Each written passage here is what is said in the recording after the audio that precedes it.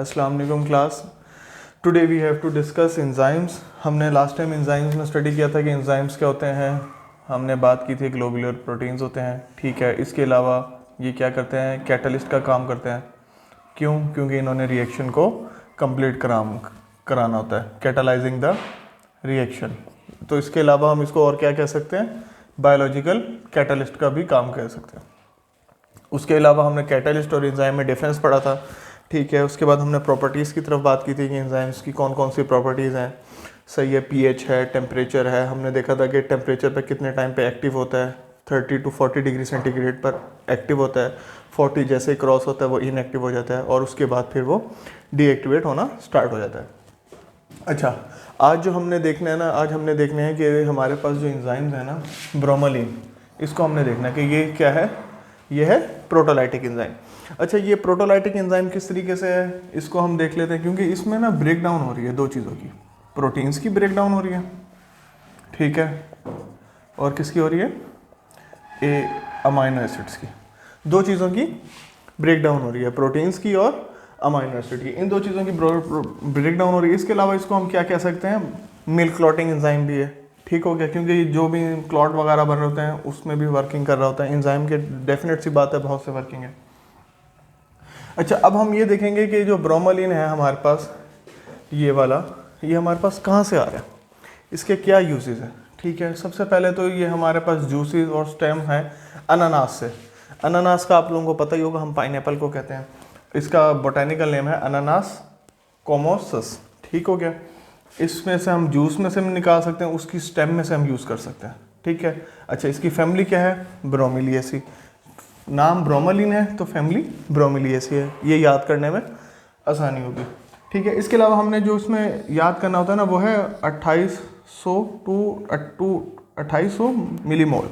ये हमारे पास क्या है, ये हमारे पास इसका मॉलिक्यूलर वेट है 2800 मिली, ठीक है। ये आपने याद करना है एमसीक्यू के पॉइंट ऑफ व्यू से भी कि ये किस तरीके से आता है। बार बार ये एमसीक्यूज में आ रहा होता है कि 2800 मिलीमोल ब्रोमोलिन का मॉलिक्यूलर वेट है।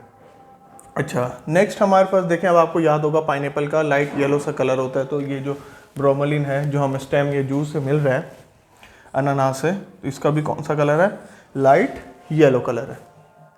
अब तक कोई कन्फ्यूजन हो, ब्रोमोलिन हमारे पास इसमें एंजाइम है, उसमें प्रोटोलाइटिक एंजाइम है और मिल्क क्लॉटिंग एंजाइम है। इसके अलावा हमने इसकी सोर्स के बारे में बात की, फैमिली के बारे में बात की, मॉलिक्यूलर वेट एंड कलर, ठीक हो गया। इसके बाद जो नेक्स्ट चीज़ है हमारे पास वो है सॉल्युबिलिटी। सॉल्युबिलिटी क्या होती है, अब देखिए कोई भी चीज़ है हमने उसको देखना है कि वो कितने इसमें सॉल्युबल है। सॉल्युबिलिटी वाटर में भी उसकी सॉल्युबिलिटी होनी चाहिए, अल्कोहल में भी होनी चाहिए, क्लोरोफॉर्म में भी होनी चाहिए। अल्कोहल तो इटसेल्फ खुद हमने बार बार स्टडी करते आ रहे हैं कि अल्कोहल तो खुद इटसेल्फ प्रिजर्वेटिव भी है और सॉल्युबलाइजिंग एजेंट भी है, ठीक है। इसलिए इसके होते हुए तो हमें बिल्कुल भी टेंशन नहीं होती कि हमने इसको किस तरीके से सॉल्युबलाइज करना है, ठीक है। इसमें हमारे पास दोनों चीज़ें आ रही हैं। अच्छा, अब हमारे पास कुछ यूजेस हैं ब्रोमोलिन के। ये क्या कर रहा है, एज अ सपोर्टिंग एजेंट है इन treatment of inflammation and oedema. Inflammation कहते हैं जहाँ पे कहीं बॉडी में इन्फेक्शन वगैरह हो जाता है तो हम उसको इन्फ्लामेशन कहते हैं। एडिमा का मतलब होता है वरम आ जाना बॉडी में।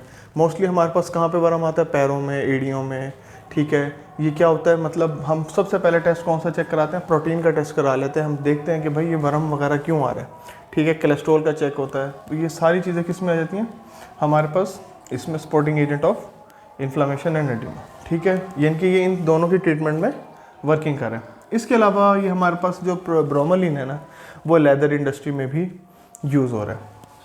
इसके कई यूजेस हैं लेदर इंडस्ट्री में, डेफिनेट सी बात है। अब हमने क्या सपोर्टिंग एजेंट है तो इसलिए इसके अलावा वो प्रोटीन की प्रोडक्शन में भी काम आ रहा है, ठीक है। तो वो हमारे पास किस तरह से आ रहा है, use in production of protein. तो हमारे पास कौन सी है, supporting agent in treatment of inflammation and oedema. इसके अलावा leather industry, production of protein.